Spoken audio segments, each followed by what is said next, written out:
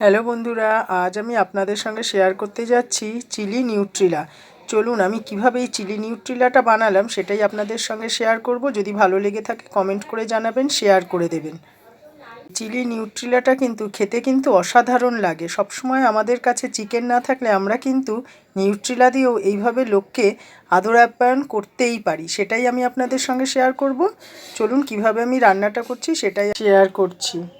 বন্ধুরা, আজ আমি আপনাদের সঙ্গে সোয়াবিনের পাকোড়াটা শেয়ার করব। দেখুন আমি সোয়াবিনটাকে ভালো করে সেদ্ধ করে নিয়েছি, আর এই পাশে নিয়ে নিয়েছি কাঁচা লঙ্কা, পেঁয়াজ, রসুন আর টমেটো। এগুলো আমি একসঙ্গে এবার পেস্ট করে নেব।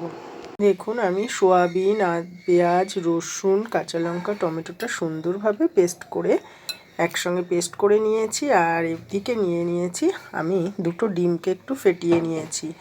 আর এবার আমি এক এক করে সমস্ত জিনিসগুলো দিয়ে দিচ্ছি পরিমাণ মতো নুন, চিনি, গোলমরিচ গুঁড়ো, আর দিয়ে দেব কর্নফ্লাওয়ারটা আপনারা আপনাদের পরিমাণ মতো দেবেন। আর দিয়ে দিচ্ছি সোয়া সস। ডিমটাও ঢেলে দিচ্ছি, দিয়ে আমি সুন্দরভাবে এবার মাখিয়ে নিচ্ছি। দেখুন আমি সুন্দরভাবে মেখে নেব।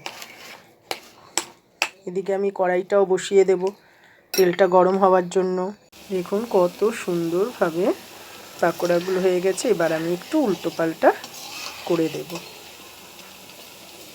আপনারা প্রথমে গ্যাসের ফ্লেমটা একটু বাড়িয়েই গরম করে নেবেন তেলটা। তারপরে যখন দেওয়া হয়ে যাবে তখন হালকা একটু কমিয়ে দেবেন। তার কারণ হলো ভেতরটা নালে কাঁচা কাঁচা থেকে যাবে আর ওপর দিয়ে পুড়ে যাবে, জিনিসটা ভালো হবে না খেতে। এইভাবে আপনারা একটু কমিয়ে দিয়ে ভেজে আবারও আপনারা গ্যাসের ফ্লেমটাকে বাড়িয়ে দেবেন। দেখুন কত সুন্দরভাবে পাকোড়াগুলো হয়ে গেছে। এবার আমি এক এক করে তুলে ফেলবো। আমি একটু এদিক ওদিক করে নাড়ানাড়ি করে নিলাম, দেখলাম যে সুন্দরভাবে ভাজাটা হয়েই গেছে।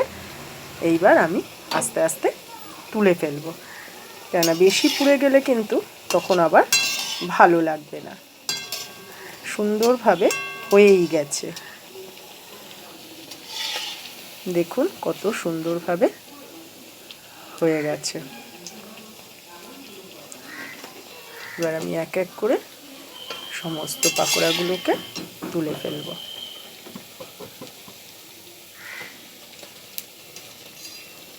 দেখুন এইভাবে আমি সমস্ত পাকোড়াগুলোকে তুলে ফেলেছি ভেজে। এরপর আমি আপনাদের সঙ্গে আরও এরপর আমি নিউট্রিলার চিলিটা বানিয়ে নেব। দেখুন কেটে নিয়েছি ক্যাপসিকাম, এখানে আছে আদা, পেঁয়াজ, রসুন, এটা আমি পেস্ট করে নেব। দেখুন আমি নিউট্রিলার পাকোড়াটা যে ভেজে নিয়েছি সেটার তেলটাই রয়েছে, ওটাকেই আমি আরেকটু গরম করে নিলাম। এবার আমি দিয়ে দিচ্ছি ক্যাপসিকামগুলো সুন্দর করে নেড়ে চেড়ে একটু ভেজে নেব।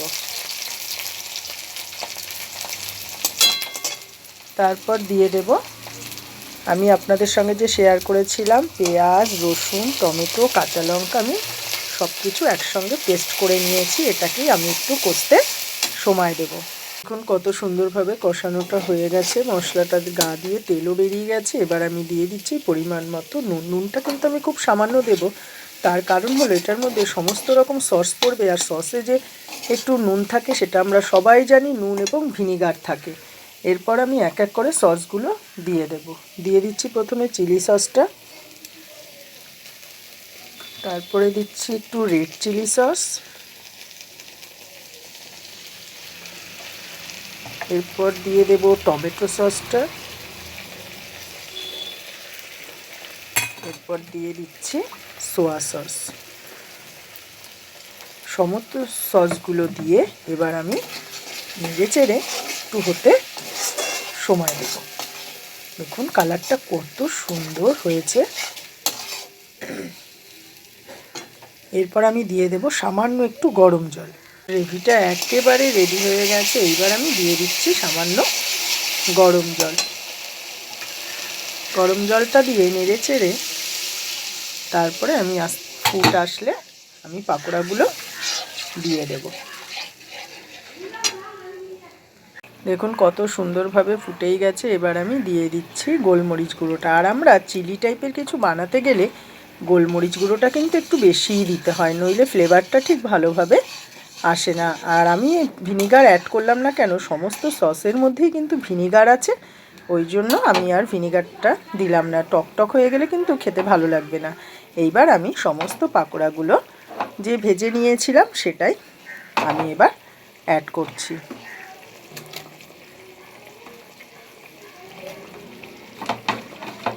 সমস্ত পাকোড়াগুলো দেখুন কত সুন্দরভাবে ফুটেই গেছে। আর আমি সবশেষে দিয়ে দিচ্ছি সামান্য একটু মিষ্টি। এইভাবে আপনারা কিন্তু নিউট্রিলার চিলিটা করে খেয়ে দেখবেন, অসাধারণ লাগে খেতে। এটা আপনি লুচি, পরোটা, ফ্রাইড রাইস বলুন, সব কিছুর সঙ্গেই এটা অসাধারণ লাগে খেতে। এটাই আমি আপনাদের সঙ্গে শেয়ার করলাম। যদি ভালো লেগে থাকে কমেন্ট করে জানাবেন, শেয়ার করে দেবেন।